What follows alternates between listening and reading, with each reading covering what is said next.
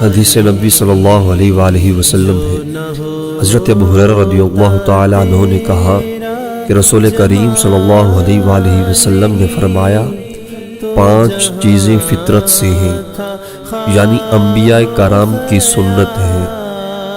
Number 1 ختنہ کرنا، number 2 منہ زیر ناف مونڈنا، نمبر 3 مونچھیں کتروانا، ناخن ترشوانا، اور نمبر 5 بغل کے بال اکھیڑنا۔